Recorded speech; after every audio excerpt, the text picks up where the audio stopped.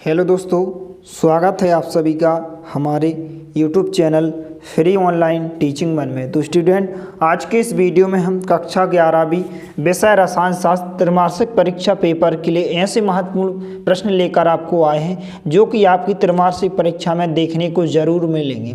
तो इन सभी प्रश्नों को आपको अभी से तैयार कर लेना है।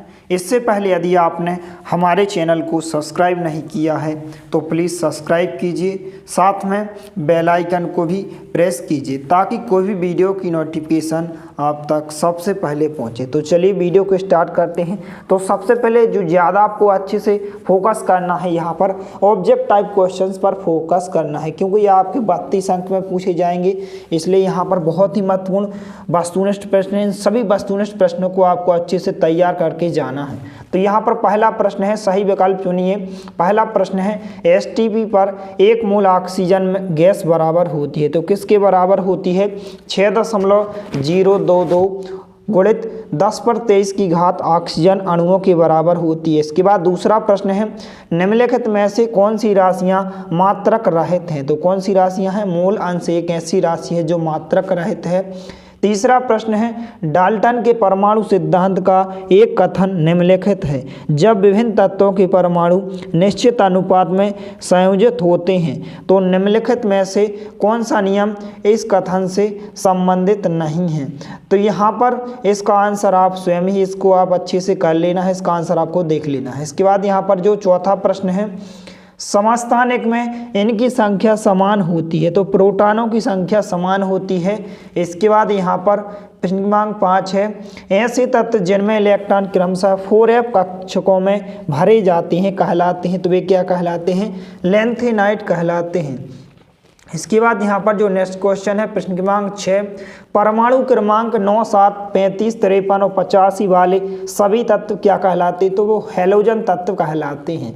इसके बाद यहाँ पर प्रश्न क्रमांक 7 है, हाइड्रोजन का रेडियोधर्मी समस्थानिक है। तो क्या होता है? ट्राइटिरियम होता है। इसके बाद जो नेक्स्ट क्वेश्चन है यहाँ पर प्रश्न क्रमांक 8, धातु जो H2 का अधिशोषण कराती है तो वह क्या होती है? जिंक होती है। और इसका आंसर आपको कंफर्म कर लेना है कि जिंक होता है। तो यहाँ पर इसका आंसर क्या हो जाएगा? जिंक हो जाएगा। तो सभी वस्तुनिष्ठ प्रश्नों को आपको अच्छे से तैयार कर लेना है, क्योंकि आपके 32 अंक में पूछे जाएंगे। इसके बाद यहाँ पर प्रश्न क्रमांक 2 है, रिक्त स्थानों की पूर्ति कीजिए। पहला खाली स्थान है, 80 ग्राम जल में मोलों की संख्या कितनी होगी? 8 मोल होगी। दूसरा खाली स्थान है, चुंबकीय क्वांटम संख्या खाली स्थान से संबंधित है। तो अभिविन्यास से संबंधित है। इसके बाद तीसरा प्रश्न है, SS अतिव्यापन से खाली स्थान बंध बनता है। तो सिग्मा बंध बनता है। यहाँ पर सिंबल होता है सिग्मा का होता है। इसके बाद चौथा खालिस्तान है, रासायनिक बंधों के निर्माण के साथ ऊर्जा में खालिस्तान होती है। तो क्या होती है? कमी होती है। इसके बाद जो पांचवा खालिस्तान है, NaCl में खालिस्तान रासायनिक आबंध होता है। तो क्या होता है? आयनिक रासायनिक आबंध होता है। छठवां खालिस्तान है, सबसे प्रबल अपचायक तत्व खालिस्तान है। तो क्या है? लिथियम है। इसके बाद सातवां खालिस्तान है, सेल की साम्यावस्था पर ई सेल का मान होता है। तो इसको आपको देख लेना है, इसका आंसर क्या होगा। और सभी प्रश्नों को आपको अभी से कंप्लीट कर लेना है, क्योंकि आपके पास बहुत ही कम समय है। इसके बाद 8वां प्रश्न है, केलागन का व्यापारिक नाम है। तो इसको भी आपको देख लेना है। तो सभी प्रश्नों के आंसर को आपको अभी से अच्छे से तैयार कर लेना है। इसके बाद प्रश्न क्रमांक 3, सही जोड़ियां बनाइए। सही जोड़ियां बहुत ही महत्वपूर्ण हैं, यह आपकी त्रैमासिक परीक्षा में देखने को जरूर मिलेंगी। तो इनको आपको अच्छे से अभी से तैयार कर लेना है। यहाँ पर उत्कर्ष गैस है, तो उत्कर्ष गैस क्या है? नियान है। दूसरा, हीरे की संरचना, तो ये क्या होती है? त्रिविम जालक होती है। इनके सामने इनके आंसर लिखें। हैलोजन क्या होता है? क्लोरीन है। इसके बाद CH14 यहाँ पर CH4 14 जो है sp3 संकर्ण बनाती है। इसके बाद DTO क्या होता है? भारी जल होता है। या ऐसा भी पूछा जा सकता है कि भारी जल का सूत्र क्या होता है? तो DTO होता है। इसके बाद क्षार धातु क्या होती है?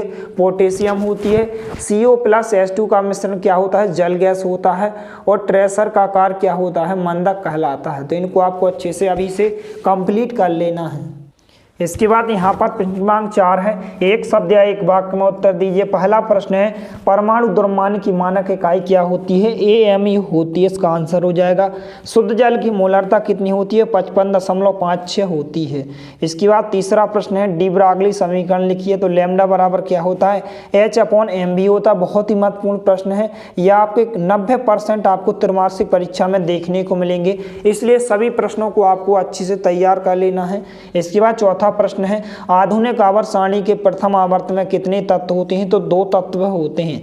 इसके बाद यहाँ पर पांचवा प्रश्न है, आधुनिक आवर्त सारणी के प्रथम आवर्त कितने तत्व होते हैं? 2 होते हैं। पांचवा है, नाभिक के आवेश में वृद्धि होने पर आवर्त में परमाणु त्रिज्या पर क्या प्रभाव पड़ता है? कि परमाणु त्रिज्या क्या हो जाती है? कम हो जाती है, घट जाती है।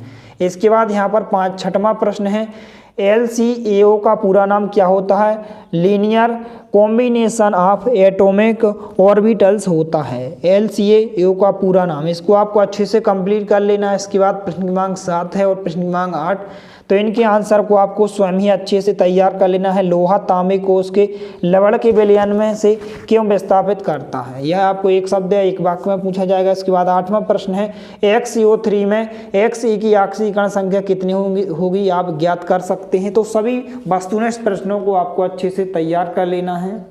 इसके बाद ये आपके 2 अंक या 3 अंक में पूछे जा सकते हैं। तो 5वां प्रश्न है, स्थिर अनुपात का नियम क्या है? इसको आपको अच्छे से तैयार कर लेना है। प्रश्न क्रमांक 6, सीमांत अभिकर्मक क्या है? इसको भी आपको अच्छे से तैयार कर लेना है। और प्रश्न क्रमांक 7 है, गुणित अनुपात का नियम क्या है? तो सभी प्रश्नों को आपको अच्छे से तैयार कर लेना है और जितने भी प्रश्न आपने पहले से तैयार किए हुए हैं उनका आपको अच्छे से रिवाइज कर लेना है। तो सभी प्रश्नों को आपको अच्छे से तैयार कर लेना है।